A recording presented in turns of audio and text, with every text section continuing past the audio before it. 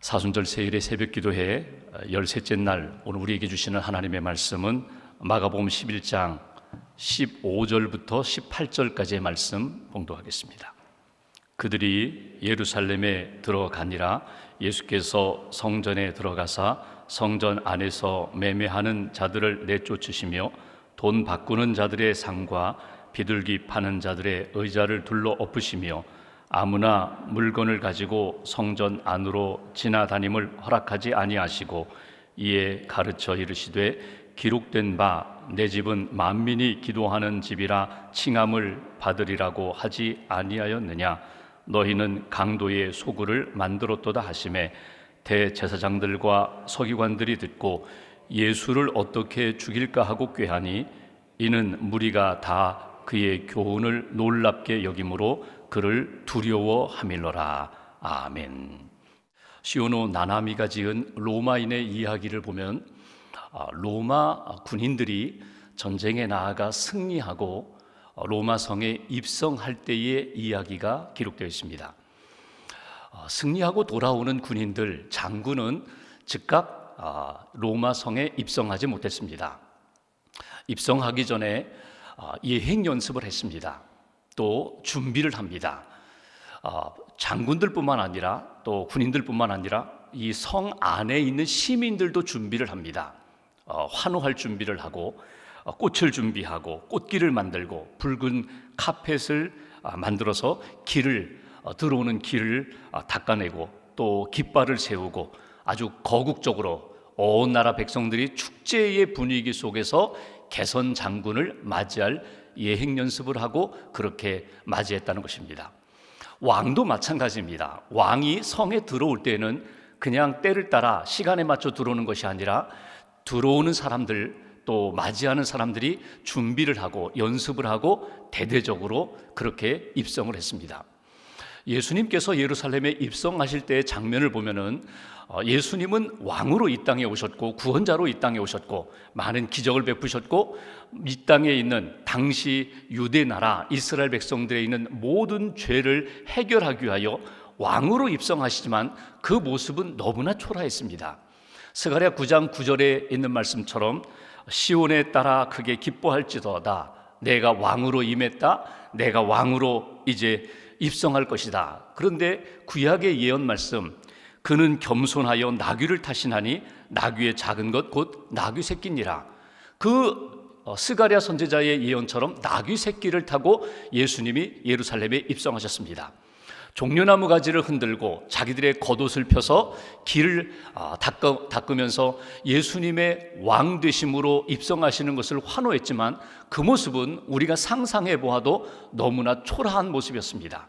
그러니까 당시에 로마의 장군이나 로마의 황제, 왕의 입성의 모습과는 확연히 다른 너무나 초라한 모습으로 예수님께서 예루살렘에 입성하셨다는 것입니다. 이 부분에 대한 학자들의 의견은 이렇습니다. 예수님은 이 땅에 왕으로 오셨지만 동시에 예수님은 이 땅에 우리를 구원하기 위한 종으로 섬기셨다는 것입니다. 성경을 보십시오. 복음서를 읽어보시면 예수님의 사역은 하나님의 아들로서 하나님과 같이, 아니 하나님이 역사하시는 기적을 베푸시는 사자와 같이 나타납니다. 모든 짐승들, 모든 동물들을 다스리고 인도하는 사자의 모습으로 나타나지만 동시에 도살장으로 끌려가는 어린 양과 같은 모습으로도 예수님이 나타나신다는 것입니다. 잘 아시는 조나단 에드워드 목사님, 그분의 글을 보면은 그분은 예수님이 예루살렘에 입성하셨을 때의 모습을 그분은 이렇게 설명을 했습니다. 예수님 그분 안에는 두 가지 모습이 공존했다. 예수님 안에는 무한한 위엄도 있었지만 완전한 겸손이 있었다. 완벽한 정의가 있었지만 무한한 은혜가 있었다. 절대적인 주권, 동시에 절대적인 순종이 있었다. 그분은 스스로 모든 것을 하실 수 있는 분이었지만 철저히 하나님 앞에 의존하며 아무것도 하지 못하는 것처럼 늘 기도하시면서 하나님을 의지하여 그 순종의 길, 십자가의 길, 생명의 길을 걸어가셨다. 예수님 안에는 두 가지 모습이 나타났다는 것입니다. 그것이 예수님이 예루살렘에 입성하실 때에도 왕으로서, 만왕의 왕으로서 입성하셨던 모습이지만 동시에 어린 나귀 새끼를 타고 초라한 모습으로 마치 이제 십자가를 지기 위하여 죽음을 향하여 나아가는 예수님의 모습을 예루살렘 입성의 모습에서 볼 수가 있다고 조나단 에드워드 목사님은 그렇게 이야기했습니다. 예루살렘에 입성하셨습니다. 입성하시자마자 예수님이 가신 곳이 어딘가 하면 예루살렘 성전입니다. 11절 말씀을 보십시오. 이렇게 표현합니다. 예수께서 예루살렘에 이르러 성전에 들어가사 모든 것을 둘러보시고 때가 이미 저물매 12 제자를 데리시고 베다니에 나가시니라. 예수님이 예루살렘에 입성하시자마자 제일 먼저 가신 곳 성전입니다. 둘러보셨습니다. 때가 저물었다, 어두워졌다. 예수님께서 베다니, 늘 쉬셨던 베다니 지역으로 제자들과 함께 가셨습니다. 그리고 그날 밤 베다니에 묵으시고 그 이튿날에 다시금 또 성전을 향하여 올라가십니다. 성전을 향하여 올라가시는 중에 예수님이 시장하셔서 무화과 나무 이렇게 바라보는데 무화과 나무 잎이 무성해요. 열매가 있을 것이다 기대하며 무화과 나무를 향하여 나아갑니다. 당시에 무화과 나무는 2번 열매를 맺습니다. 그런데 6월절 이 봄철에 열매 맺는 무화과 열매는 풍성하지는 않아요. 그러나 분명한 것은 잎사귀가 무성하다 하는 것은 먹을 요깃거리 할 정도의 무화과가 반드시 있을 것이다 기대하고 예수님이 가셨는데 무화과 나무에 열매가 하나도 없었다는 것입니다. 그래서 성경을 읽어보시면 예수님이 그 무화과 나무를 저주하십니다. 열매 맺지 못하는, 열매 맺지 않는 무화과 나무는 의미가 없다. 그리고 나중에 보시면 그 무화과 나무가 다 말라버린 그 모습을 보게 됩니다. 기대하고 가셨는데 열매가 없는 무화과 나무. 오늘 예수님이 그 무화과 나무 저주하신 다음에 가신 곳이 또다시 성전에 가십니다. 성전에 가셨을 때 예수님이 너무나 실망하셨어요. 왜냐하면 여러분, 성전에 올라간다는 것은 누구나 다 기대를 가지고 올라가거든요. 내가 기도하러 간다, 제사를 드리러 간다, 예배 드리러 간다, 하나님을 만나러 간다. 나의 모든 무거운 짐에 대하여, 죄의 짐에 대하여, 삶의 짐에 대하여 하나님의 은혜를 받고 이 모든 것에서 평안을 얻기 위하여 성전에 올라가는데 성전에 들어서자마자 예수님은 실망하십니다. 왜냐하면 성전에 들어가면 제일 먼저 만나는 곳이 넓은 이방인의 뜰인데 그곳이 곧 시장이 되어버렸다는 거예요. 우리가 읽은 말씀 15절 말씀을 다시 한번 보시면 예수님이 성전에 들어가셨는데 매매하는 자들이 있었다. 특별히 여기 보면 2 부류에 대해서 성경은 이렇게 말씀합니다. 돈 바꾸는 자들과 비둘기 파는 자들의 상과 의자를 예수님이 둘러 엎으셨다는 거예요. 다 쫓으셨다는 거예요. 장사하는 사람들의 그 모든 것들을 다 둘러 엎으시고 내쫓으셨다. 여러분, 성전에 왜 돈 바꾸는 사람이 필요할까요? 왜 비둘기 파는 사람들이 필요했을까요? 당시의 기록을 보면은 돈 바꾸는 일, 여러분 환전이라고 하죠. 당시에 사람들이 시장에서 통용하는 경제적인 화폐 단위는 크게 2가지였습니다. 하나는 로마가 지배했던 시대였기 때문에 로마의 화폐를 통용했고, 또 하나 헬라 문화권 속에 있었기 때문에 헬라 화폐가 통용되었습니다.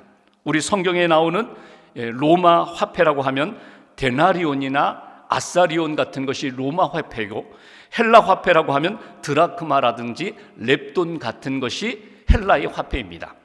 경제적으로는 그 화폐가 통용되었지만 그 화폐에는 황제의 우상이, 황제의 형상이 새겨져 있기 때문에 이것을 가지고 하나님 앞에 헌금을 하기는, 예물하기는 적합하지 않다고 생각했어요. 그래서 유대인들은 전통적으로 적어도 우리가 세상에서 돈을 쓸 때에는 로마 돈을 쓰고 헬라 돈을 쓸 수 있지만 하나님 앞에 헌금할 때에는 세겔, 쉐켈이라는 전통적인 이스라엘의 돈으로만 하나님 앞에 헌금을 하도록 그렇게 규정을 정했습니다. 그런데 내가 지금 세겔이 없어요. 내가 지금 가지고 있는 화폐를 가지고 지금 하나님 앞에 헌금을 드리려고 하는데 세겔로 바꿔야 되는데 어디에서 바꿔야 되는가? 그래서 환전상들이 이방인의 뜰에서, 성전 안에서 그들이 돈을 바꿔주는 일이 있었다는 것입니다. 굉장히 편리성이 있죠. 내가 이것을 바꾸려면은 시장에 환전상을 찾아가야 하는데 환전상이 없어요. 독점으로 여기 성전에 나오는 사람들에게 돈을 바꾸어주는 사람들, 여러분 환전해 보셨죠? 예를 들면 뭐 해외 여행을 간다든지 할 때 그 나라 돈으로 환전을 하잖아요. 환전을 하면 환율이라는 것이 있습니다. 그러면 나름대로 생각하는 환율 기준이 있어요. 어떤 사람이 성전에 올라가면서 나름대로 생각합니다. 아, 내가 이번에 100세겔을 하나님 앞에 헌금해야지. 그리고 나름대로 자기 가지고 있는 돈을 100세겔에 맞춰서 준비하여 이렇게 기대를 가지고 성전에 가서 예배를 드리려고 환전을 하려고 보니까 환율이 너무나 높아요. 그래서 100세겔을 준비해 왔는데, 거기에 맞춰 준비해 왔는데 바꾸어 보니까 70세겔밖에 되지 않은 거예요. 그러면 어떤 마음입니까? 지금까지 하나님 앞에 드리고자 했던 그 마음, 환전하면서 벌써 마음에 상심이 와요. 상처가 생겨요. 하나님 앞에 예배 드리기도 전에 먼저 환전상들 때문에, 돈 바꾸는 사람들 때문에 먼저 마음에 낙심이 되는 그런 일들이 너무나 많았다는 거예요. 비둘기 파는 것도 마찬가지입니다. 왜 비둘기를 팔았을까요? 왜 성전에서 제물을 왜 성전에서 팔았을까요? 성전에서 바치는 제물도 마찬가지입니다. 흠이 없어야 돼요. 기록에 보면 이런 기록이 있습니다. 어떤 사람이 집에서 송아지 때부터 이건 하나님 앞에 드릴 제물이야, 이건 하나님 앞에 드릴 번제물이야, 소 한 마리를 잘 키웠어요. 정성을 다해 키웠어요. 그리고 그 소를, 황소를 끌고 하나님 앞에 제물을 드리기 위하여 성전에 가는데 제사장이 이렇게 검사하더니 아이고, 여기 흠이 있다고, 다리에 흠이 있다고, 그리고 퇴짜를 놓는 거예요. 이거 어떻게 해요? 이 황소, 내가 하나님 앞에 번제를 드리려고 가져왔는데 하나님 앞에서 벌써 드리기도 전에 퇴짜 맞았어요. 그 황소를 가지고 시장에 갑니다. 그리고 팔아야 되니까, 가져갈 수가 없으니까 팝니다. 팔고 나니까 그 돈으로는 도저히 황소를 살 수 없어요. 그러니까 양 한 마리를 삽니다. 양을 끌고 다시 갑니다. 가가지고 이렇게 제물로 바치려고 하니까 여기도 또 흠이 있다는 거예요. 속이 터져요. 그러니까 어떻게 합니까? 또다시 가져가기 전에 이렇게 얘기죠. 이거 팔라고, 여기서 팔고 하나님 앞에 흠없는 제물로 하나님 앞에 준비하여 바치라고. 거기서 팔았어요. 또 헐값에 팔고 보니까 그 값은 결국 비둘기 살 정도의 값밖에 안 된다는 거예요. 나는 황소로 하나님 앞에 정성을 다하여 준비하여 제물을 가지고 왔는데 결국 드리는 것은 퇴짜 맞고 퇴짜 맞고 결국 비둘기 하나님 앞에 드리면서 상처를 입은 그 사람들, 그런 사람들이 성전 이방인의 뜰에 너무나 가득했다는 거예요. 이것을 보시고 예수님이 분노하십니다. 이것이 무슨 성전이냐? 이것이 장사의 소굴이지, 이것이 강도의 소굴이지, 이것이 무슨 하나님 앞에 예배하는 곳이고 기도하는 것이고 하나님의 은혜를 받는 곳이냐? 하나님이 성전을 주신 것은 하나님이 만나기 위하여, 은혜 베풀기 위하여, 하나님이 응답하기 위하여, 기도들을 주시기 위하여 내가 성전을 지었는데 너희들은 강도의 소굴을 만들었도다. 강도의 소굴이라는 것은 무엇입니까? 자기의 이익을 위하여 신앙을 수단화하고 하나님을 수단화해버렸다는 것입니다. 깨끗하고 갈망하는 그 기도하고자 하는 영혼들에게 큰 상처를 준 곳, 상처를 치유받고 은혜받고 회복되어야 할 성전이 오히려 상처를 안겨주는 그런 곳이 되어버렸구나, 강도의 소굴이 되었구나. 이것이 예수님이 한탄하시면서 오늘 성전을 정화하시는 내용입니다. 오늘 본문 가운데 우리가 꼭 기억해야 할 메시지가 있습니다. 한번 여기 17절 말씀 보십시오. 17절에 보시면 이렇게 말씀하십니다. 이에 가르쳐 이르시되 기록된 바 내 집은 만민이 기도하는 집이라 칭함을 받으리라고 하지 아니하였느냐. 내 집은 만민이 기도하는 집이다. 이 말씀은 여러분 이사야 56장 7절에 있는 말씀입니다. 내 집은 만민이 기도하는 집이다. 하나님이 친히 말씀하신 거예요. 사람이 그렇게 정한 것이 아니라 하나님이 내 집은, 성전은 만민이 기도하는 집이다. 여기 만민이 기도하는 집이라는 것은 무엇입니까? 선민만 기도하는 집이 아니라는 거예요. 유대인들만 기도하는 집이 아니라 이방인들도 기도하는 집이다. 만민을 조금 확대해 볼까요? 우리 한 사람 한 사람이 기분 좋을 때에, 믿음이 충만할 때, 그때만 나아가 기도하는 집이 아니라 낙심될 때에, 우울할 때에, 세상에서 상처를 받았을 때에, 길이 보이지 않을 때에, 도저히 하나님 앞에 나아갈 수 있는 상황이 아닐 때에도 주님 앞에 나가 기도할 수 있는 집이다. 하나님이 그렇게 열어놓으셨다는 거예요. 하나님이 통로를 만들어 주셨다는 거예요. 이곳에서 예배를 드려라, 내가 받아주리라. 이곳에서 기도해라, 내가 받아주리라. 여러분, 성전을 제일 먼저 지은 사람이 누구입니까? 솔로몬이 성전을 지었어요. 사실은 솔로몬이 성전을 지었지만 그 전에 아버지 다윗이 다 준비를 했어요. 준비해 놓고 하나님이 솔로몬에게 허락하셔서 솔로몬이 성전을 짓습니다. 성전을 지은 다음에 여러분 열왕기 상이나 역대기를 보시면, 역대하 7장에 보시면 솔로몬이 성전 짓고 하나님 앞에 기도하는 내용이 나옵니다. 근데 솔로몬이 이렇게 기도해요. 하나님, 이 성전에서 하나님 앞에 예배를 드릴 때마다, 기도할 때마다 하나님이 약속하시는 대로 예배를 받아주세요. 기도를 받아주세요. 이곳에서 하나님 앞에 기도하는 모든 자 만나주세요. 약속하신 대로. 그리고 혹시라도 이곳에 나오지 못하는 사람들이 있다면 이곳을 향하여 기도할 때에 다니엘처럼 이곳을 향하여, 성전을 향하여 내 몸은 가지는 못하지만 이곳을 향하여 기도할 때 그 기도도 하나님 들어주세요. 왜? 하나님이 약속하신 곳이기 때문에. 성전에서 기도해라, 성전에서 제사를 드려라, 내가 만나주리라, 들어주리라, 내가 응답하리라. 여러분, 그런 의미로 본다면 오늘 성전이 어디입니까?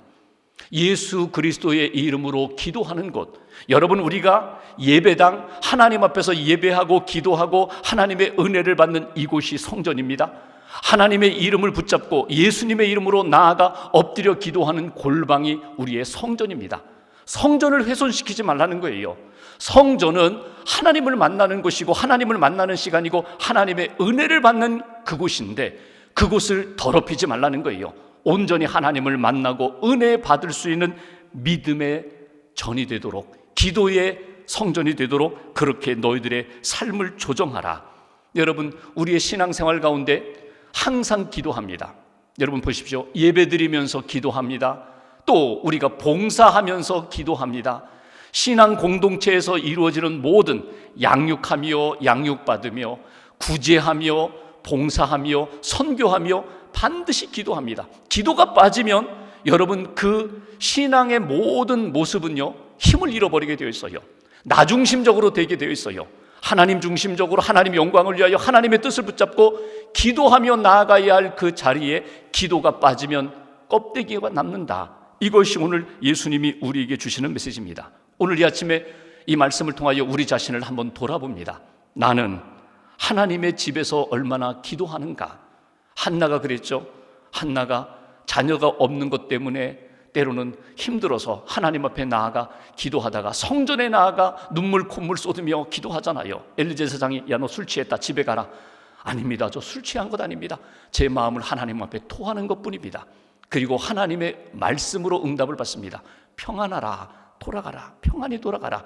하나님이 내 기도 들어주셨다. 여러분, 우리가 하나님 앞에 기도할 때 언제까지 기도할까요? 말씀을 주실 때까지, 평안을 주실 때까지, 내게 응답하실 때까지 나는 기도하겠습니다. 사순절 특별히 한 주간 고난주간을 보내면서 다시 한번 우리의 기도 생활을 점검해 봅니다. 우리의 문제, 우리의 아픔, 그리고 우리의 상처, 우리의 계획을 다 품고 하나님 앞에 기도합니다. 하나님 응답해 주세요. 하나님 말씀해 주세요. 음악가인 하이든이 독실한 크리스찬인데 예술가들과의 만남 속에서 한번 이런 토론이 벌어졌어요. 인간에 대한 여러 가지 문제들, 증오의 문제, 경제적인 궁핍의 문제, 창작 활동에서의 무기력감, 또는 우리가 안고 있는 가정의 문제, 이런 문제들이 생길 때 어떻게 하는가? 그랬더니 다른 예술가들이 말합니다. 나는 독한 술을 마시고 그냥 잠잔다. 나는 친구에게 호소한다. 여행을 떠난다. 나는 이렇게 스트레스를 해소한다. 여러 가지 이야기예요. 그때 다 듣고 있던 하이드는 이렇게 얘기합니다. 나는 골방으로 갑니다. 우리 집에 작은 방이 하나 있는데 나는 골방으로 갑니다. 내 모든 문제를 가지고 그 골방으로 들어갑니다. 그리고 주님이 말씀하실 때까지, 주님이 내 문제를 이렇게 거두어 가실 때까지 나는 주 앞에 엎드립니다. 그리고 주님을 만난 이후에 내 삶은 다릅니다. 기도한 이후에 내 삶은 다릅니다. 하나님이 아시기에, 하나님이 붙들어 주시기에 하나님을 만난 사람으로 그 다음부터 나는 살아갑니다. 여러분, 내 집은 만민이 기도하는 집이다. 여러분, 이 말씀 붙잡고 주님을 향하여 엎드려 기도하며 주님이 말씀을 주시고 주님이 응답을 주실 때까지 기도하며 하나님의 응답을 받고 그 응답으로 살아가는 오늘 하루가 되시고, 이번 한 주간 동안 십자가를 바라보며 예수님과 함께 그 길을 걸어가는 저와 여러분 되시기를 주님의 이름으로 기원합니다. 3월 29일 월요일 암송할 말씀, 마가복음 11장 17절 말씀입니다. 이에 가르쳐 이르시되 기록된 바 내 집은 만민이 기도하는 집이라 칭함을 받으리라고 하지 아니하였느냐. 너희는 강도의 소굴을 만들었도다 하시매.